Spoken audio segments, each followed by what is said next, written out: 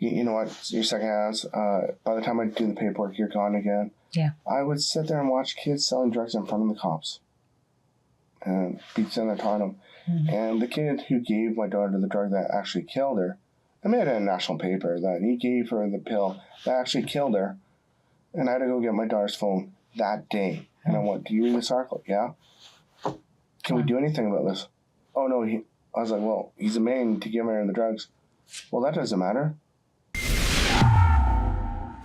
After spending another $22 million to further the province's safer supply agenda, and after it was pointed out to them in an audit that the safer supply policies were a mess and that diversion was happening, and of course, after the threat of tariffs being imposed on Canadians, the province of British Columbia has finally, suddenly come to the realization that, hey, these opioids, these safer, tax-paid-for drugs are being diverted into the hands of organized criminals and sometimes into the hands of youth. But is what they're doing enough, which is their recent announcement of stopping the ability for addicts to come get your tax-paid-for drugs and then go ahead and sell them to someone around the corner? They're stopping the take-home ability.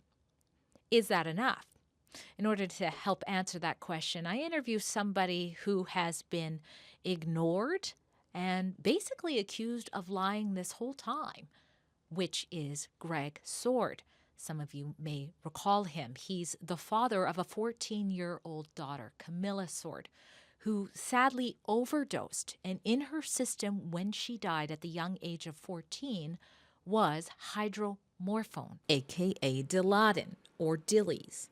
You've guessed it, that's one of the opioids that are popular in the Safer Supply program, the distribution of such. And he has been sounding the alarm, as has her friend, who we won't be giving her name out in this report, about how young people are dying from this safer supply. But that wasn't enough for the David Ebes of the world, or public health officer Dr. Bonnie Henry, who actually thought, hey, not only is this a good idea, we need to make fentanyl smokable, and we need to make hard drugs like fentanyl just be available on the shelves, like, I don't know, at the grocery store. No need to go to a professional to get them. That is the madness we've been under. We're going to speak to Greg Sword now, as well as Kamilah's friend. Why don't you tell us a little bit about what Kamilah was like? Before or after the drugs? How about both? Before, unloving, go-lucky kid who wanted to make everyone happy. After COVID and the lockdown, completely changed. More paranoid, angry, looking for a release, and being housebound for so long, not being able to see friends, not being able to go to school, and being an ADHD kid who had routines, all that was shattered, and she had no idea how to react or to enjoy her life anymore. When you hear that, did you notice that shift? A bit. Like I knew Kamilah when COVID started, and then like as our friendship went on, I could see like a bit of a difference in her. So you have spoken out, for rightfully so, I think, about your concerns with the province's safer supply agenda. Tell us why you think that contributed to her death. We flooded the streets with pretty much a poison. Now, they gave us no warning really what safe supply. Being a parent, you heard we're rolling out a new campaign called Safe Supply. Yeah. Okay, so that's to help the East End people. Okay, hopefully this one works better than their safe injection sites. Hopefully it helps them. Not realizing that they're fighting an opiate crisis with more opiates on the street. If I knew that from the very beginning and actually knew how easy it was for my daughter to get it, and aware of it, I probably would have been able to figure out she's on other stuff, because she kept on telling me, it's only pot, Dad, it's only marijuana, it's only marijuana. And every time we'd be in the hospital after an overdose, talking to the drug counselors and that, and all they ever kept on telling me, oh, it's okay if she keeps on doing pot. It's okay if she keeps on doing pot. And it's like, okay, where's she going to get the pot from? Yeah. And it put me in the most awkward position of my life. Do I let my daughter go get her own pot, or do I go buy it for her? Mm-hmm. And I don't want to do either one. And I finally caved in and started to buy it for herself. And then she would go and be like completely out of it. And it's like, okay, where are you on? Because that's not pot. Yeah. And all of her friends would be like, no, we're just doing pot. We're just smoking a bong. It's very strong weed. I was like, no, this is not weed. Why are you guys on? And when you can't get the answers, and when you're in looking for the experts to actually help you, and all they do is slam the door in your face constantly, and keep on telling you, we can't help her until she asks for help. Is there anything else you can add to that about, sort of the terms that are used or anything like that? That's all we really knew it as. Like, people would have like names for it, and that's what we would call it too. But like, I guess we used it because we knew also like parents wouldn't know what a dilly is or what a bar is. Like, it kind of just sounds like a chocolate bar. So yeah, that's all we knew it as, but also like it was a way to talk about it around parents and they wouldn't know what it was. And so for clarification, what is a dilly bar then? Well, we would just call them dillies, but it kind of gave off the impression as like a dilly bar, like the ice cream from Dairy Queen. So yeah, we would just say like dillies, let's go get a dilly. And yeah, it kind of just sounded like getting ice cream. And how do you go about getting dillies in a day like today? What does that process look like? There's like, sometimes we would go down to Vancouver, and there would be like homeless people that we knew that would go into the store and get like 30 in a bottle and then sell it to us for like really cheap. Yeah, there was like, we could get like 70 at a time for like less than $30. Wow. And so your daughter had Dilaudid, I think is another name for it, in her system, along with a couple of other drugs. Cocaine, MDMA, and hydromorphone were the 3 drugs that they said were in her system on the first phone call from the coroner. And you had been sounding the alarm after this happened about, hey, this diversion could be happening. What was going through your head when the authorities were saying they don't think it's happening, and the province was essentially saying... She me being a liar. Yeah. Frustrating. What was that like? Yeah. Frustrating. And tell them that they're going to take what we give them. And that was the general concept I was getting every time I'd be listening. It took over a year for someone to actually listen to me. That's right. And how about yourself? I mean, you even bravely spoke out. You saw Kamilah's dad speaking out. So were you a little surprised that there wasn't more action happening fast? Or? I think, yeah. I mean, like, it's such a big problem. And I guess, like, once it finally started, like, people started speaking out, it kind of, like, I thought more would happen, but not a lot really happened. Yeah. Well, something has happened now. The province has recently come out and said that they are halting the take-home ability to take home the safer supply agenda. Greg, I'm going to start with you. What do you make of the timing of that happening, and what's your thoughts on that overall? Kind of convenient that all this is finally being open. There's an open book finally to show how corrupt it was, how main conspiracies are there, and now all of a sudden, oh yeah, it's not working. We should backtrack. And all they're doing is going from safe supply back to safe injection sites. That's all it feels like. So all we're doing is not fixing the problem. We're just going to push it under the carpet and hopefully it disappears for a bit. And then when the media and people stop asking questions, we can open up again and go back and go, well, it is working. We have it under control again. We can go back to the old ways. We understand how it could get diverted this time. So it just feels like it's a broken record. And instead of taking the money that we spend on the drugs and actually put that into helping the people, put money into rehabs, put money into mental health, put it into facilities, because people reach out and finally go, I have a problem, I need help.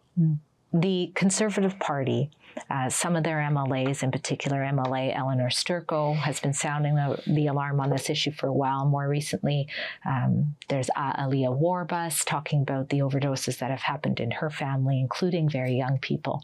And that party is calling for an inquiry to see exactly what damage has been done and how to learn from it. What do you make of that? Is that enough? And what needs to happen for help? They need actual facilities for people to actually go to get away from here. Being here and getting treated for 6 weeks. Okay, that's great. They're sober. They're doing good. What do? We put them back into the same environment, same friends, same everything. And all they're going to do is rehash. Yeah. We don't put any energy to help these people, and especially the kids. If they don't ask for help, there's nothing we can do. We have no power as parents. We can't force the kids into rehab. We can't force the kids to go to a psychiatrist. We can't do anything. So we just sit back and go, hopefully you learn before you die. And that's what I felt like for my last year with my daughter. Yeah. Me and her fighting every time she would go out. Going out at 1, 2 o'clock in the morning to find her. Having teenage boys threatening to beat me up because I'm dragging my daughter out of a park at 11 o'clock at night when nothing good's going to come out of it. Instead of our RCMP actually having power again to actually arrest people and put people into jail instead of this, you know what, your second hands, by the time I do the paperwork, you're gone again. Yeah. I would sit there and watch kids selling drugs in front of the cops and beat them and taught them. And the kid who gave my daughter the drug that actually killed her, I made it in a national paper that he gave her the pill that actually killed her. And I had to go get my daughter's phone that day. And I went, do you read this article? Yeah. Can we do anything about this? Oh, no. I was like, well, he's a man to give her the drugs. Well, that doesn't matter. I'm like, so what's the point of men's in the court of law? If I give someone drugs and then I admit that I gave them the drugs, you guys can't do anything to me?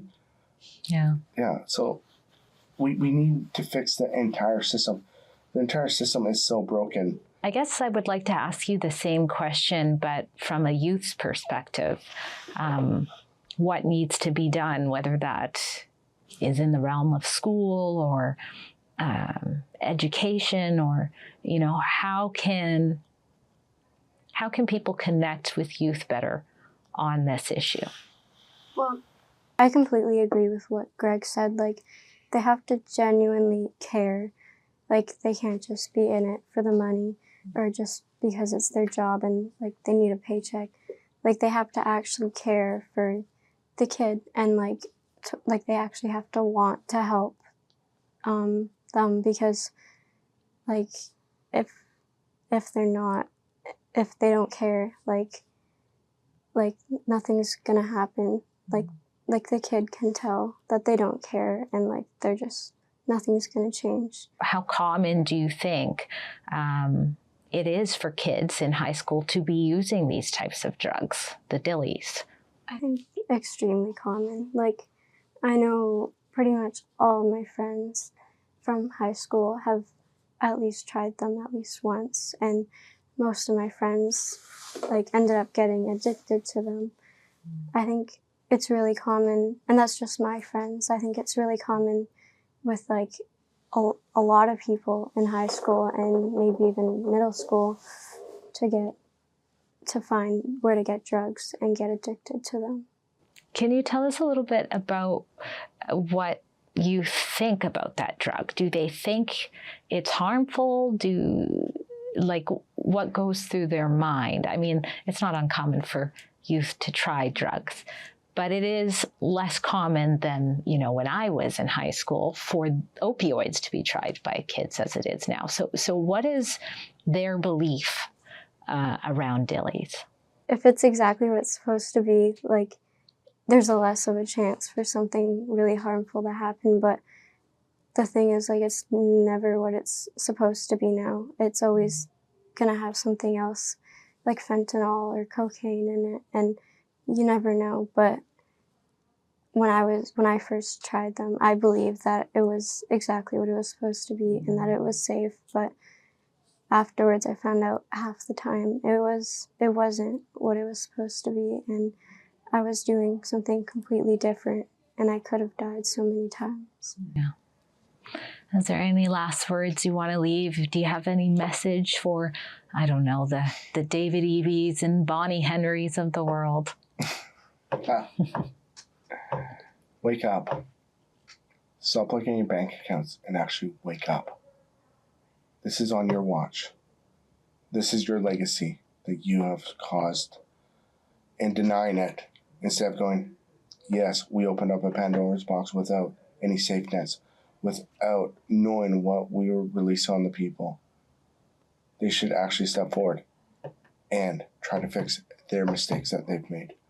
I have to live with the mistakes that were made by everybody, including myself, and it is hard every day to get up. And to listen to them, keep on denying, and then, oh, yeah, we knew about this, but we didn't know it was that bad. Oh, we didn't know that the pharmacies were getting kickbacks, but yeah, we do know. Honesty goes a long way in today's society. And the way the world's going, especially the way the world's going now, we can't look at any of our politicians and trust them anymore. There is no trust. At Rebel News, we don't back down from bringing you the other side of the story, which is why we have been sounding the alarm on these issues ever since the province tried to convince people, including youth, that there's such a thing as safer supply. If you appreciate that cause and want to join us on that, go to our special website called fixourcities.com, demanding that officials do just that they give these people the help they need to become productive citizens and not to end up in concentration camps. And if you appreciate the work that we do and you feel led to, please donate what you can to help cover our many costs while you're there.